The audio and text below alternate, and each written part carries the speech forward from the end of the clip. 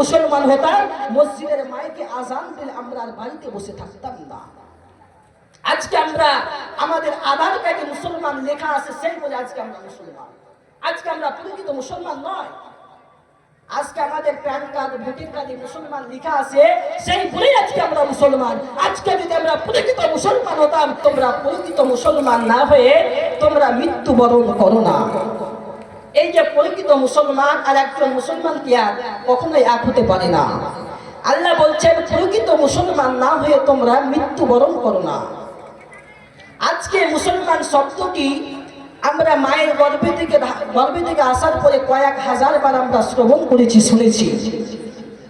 আমরা তো মুসলমান, তবু আল্লাহ কুরআনুল কারীমের মধ্যে বলছেন তোমরা প্রকৃত মুসলমান না হয়ে তোমরা মৃত্যুবরণ করো না। আমরা তো সকলেই মুসলমান, আল্লাহ বলছেন প্রকৃত মুসলমান না হয়ে মৃত্যুবরণ করো না। তো প্রকৃত মুসলমান হতে গেলে সর্বপ্রথমে মুসলমান যে একটা শব্দ রয়েছে, এই শব্দ জানার দরকার রয়েছে। আমি আব্দুল বারী, আমাকে যদি জানতে হয় তোমার ঠিকানা জানতে হবে। তেমনি প্রকৃত মুসলমান হতে গেলে মুসলমান শব্দের অর্থ জানা লাগবে বাবা। তো মুসলমান শব্দের অর্থ হলো আত্মসমর্পণকারী। মুসলমান শব্দের অর্থ হলো আত্মসমর্পণকারী।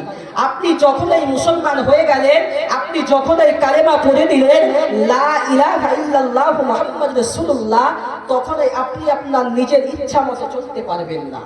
যখন এই কালেমা পড়ে আপনি মুসলমান হয়ে গেলেন, আপনার ইচ্ছা মতো চলতে পারবেন না। আপনার যা ইচ্ছা তা কিন্তু আপনি করতে পারবেন না। আপনাকে চলতে হবে হুজুরের মতো, আমার রাসূলের মতো আপনাকে চলতে হবে, রাসূলের আদেশে আপনাকে চলতে হবে। প্রকৃত মুসলমান না হয়ে আল্লাহ বলছেন মৃত্যুবরণ করো না। ছোট্ট একটি উদাহরণ, উনি এক খ্রিস্টান যদি এখন মুসলমান হয়, কালেমা পড়লো লা ইলাহা ইল্লাল্লাহ মুহাম্মাদুর রাসূলুল্লাহ পড়লো, পড়ার পরে আগে যেই মতো চলতো, আগে যেই মতো খেত, সেই মতোই যদি সে চলে, তাকে কি আমরা মুসলমান বলবো? তাকে কি আমরা মুসলমান বলবো? মানে উনি খ্রিস্টান কি মুসলমানে কালেমা পড়ে, তারপরে আগে যেই মতো চলতো, মানে খ্রিস্টান যখন ছিল আগে যেই মতো চলতো ওই মতো যদি চলে, তাকে কি আমরা মুসলমান বলবো? মুসলমান বলবো না। হয়তো বা কালেমা পড়েছি, ঠিক তেমনই আজকে আমরা তো মুসলমান, কিন্তু আমরা প্রকৃত মুসলমান না। আজকে যদি আমরা প্রকৃত মুসলমান হতাম, আমাদের দ্বারা কখনোই গুনাহ হতো না। আজকে প্রকৃত মুসলমান হতে আমার সিলেবাসটা থাকতো রাসূলের মতোই, আমার সিলেবাসটা থাকতো রাসূলের উদ্দেশ্যে, আমরা রাসূলকে অনুসরণ করে চলতাম। আমরা নিজেকে প্রশ্ন করি, আমরা কি রাসূলের মতো চলি গো? রাসূলের মতো চলি? আমরা যদি প্রকৃত মুসলমান হতাম, মসজিদের মাইকে আজান দিলে আমরা আর বাড়িতে বসে থাকতাম না। আজকে আমরা আমাদের আধার কার্ডে মুসলমান লেখা আছে, সেই বলে আজকে আমরা মুসলমান। আজকে আমরা প্রকৃত মুসলমান নয়। আজকে আমাদের প্যান কার্ড, ভোটার কার্ডে মুসলমান লেখা আছে, সেই বলে আজকে আমরা মুসলমান। আজকে যদি আমরা প্রকৃত মুসলমান হতাম, আমাদের সিলেবাসটা প্রকৃত মুসলমান হতাম, তবে আমরা এই দাড়ি যে রয়েছে, এই দাড়িটাকে চিরঞ্জি আমরা কাটতাম না রাসূলের মতে। আজকে আমরা কিন্তু প্রকৃত মুসলমান নয়। প্রকৃত মুসলমান ছিল কারা? প্রকৃত মুসলমান ছিল কারা? প্রকৃত মুসলমান তারাই যারা রাসূলকে অনুকরণ করে চলে, রাসূলকে অনুপ্রেরণ করে চলে, তারাই হলো প্রকৃত মুসলমান।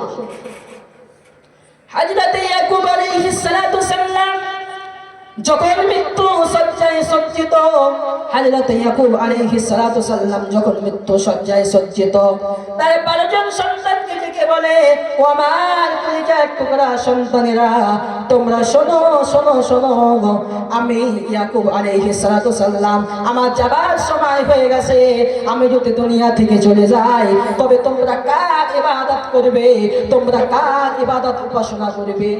হযরত ইয়াকুব আলাইহিস সালাম একজন নবী, তিনি যখন মৃত্যু শয্যায় সজ্জিত, তিনি তাদের সন্তানকে ডেকে বলছেন। হযরত ইয়াকুব আলাইহিস সালামের 12 জন সন্তান, তার মধ্যে হযরত ইউসুফ আলাইহিস সালাম ছিলেন একজন নবী। তো হযরত ইয়াকুব আলাইহিস সালামের সন্তানের মধ্যে একজন ছিল নবী, তার আল্লাহ ওয়ালা ছিল।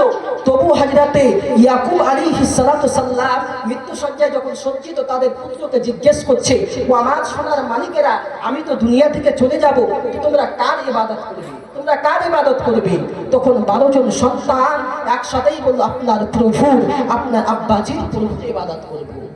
তারা নবী হয়েও মৃত্যু সজ্জায় সজ্জিত, তাদের পুত্ররা নবী হয়েও তাদেরকে যখন মৃত্যু সজ্জায় সজ্জিত তখন নামাজের জন্য তাদেরকে হুকুম করে। আর আজকে তারাই ছিল পরিচিত মুসলমান। আজকে আমরা পরিচিত মুসলমান নয়। আজকে আমরা সমপরিমাণ আল্লাহকে দেখে আজকে আমরা ভয় করি না। শুধু ভয় করলে হবে না, যেমন ভাবে আল্লাহকে দেখে ভয় করা দরকার তেমন ভাবে ভয় করতে হবে।